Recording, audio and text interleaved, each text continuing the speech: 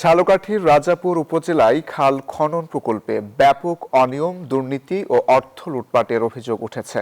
উপজেলা সদর এলাকার তুলাতলা এবং আঙ্গারিয়া গ্রামের রাড়িবাড়ি খাল খননে নামমাত্র কাজ দেখিয়ে বিরাট অঙ্কের অর্থ লোপাট হচ্ছে বলে স্থানীয় কৃষকরা ক্ষোভ প্রকাশ করেছেন।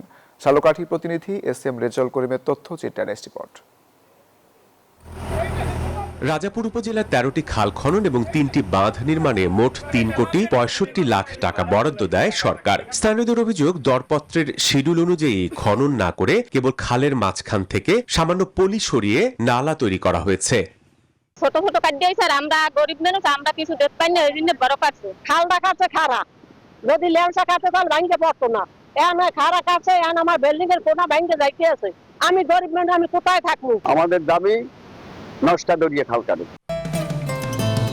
বসুন্ধরা টিস্যু অশুদ্ধতার বিরুদ্ধে এক বিন্দুও ছাড় নয়। কাজের দায়িত্বে থাকা ঠিকাদার জানান, মাপ কম বেশি হওয়ায় কিছুটা সমস্যা হলেও তা সরকারি মাপ অনুযায়ী শেষ করা হবে। ত্রুটি বিচ্যুতি থাকতে পারে, সেগুলো আমরা অবশ্যই সংশোধন করব এবং ডিপার্টমেন্ট আমাদের কাছ থেকে সেটাই আশা করে এবং আমরা তার থেকে কোনো ক্রমেই বিচ্যুত হব না। তবে এলজিইডি কর্তৃপক্ষ বলছে, খাল খননে কোনো অনিয়ম হলে ব্যবস্থা নেওয়া হবে।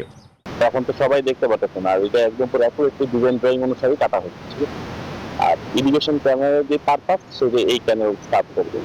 এদিকে উপজেলা নির্বাহী কর্মকর্তার দাবি, প্রকল্প পরিদর্শন করে নিয়ম মাফিক কাজ সম্পন্ন করার জন্য ঠিকাদারদের নির্দেশনা দেওয়া হয়েছে। কিছু কিছু জায়গায় হচ্ছে একটু চোখের দেখা মনে হচ্ছে যে একটু বাড়তি আছে।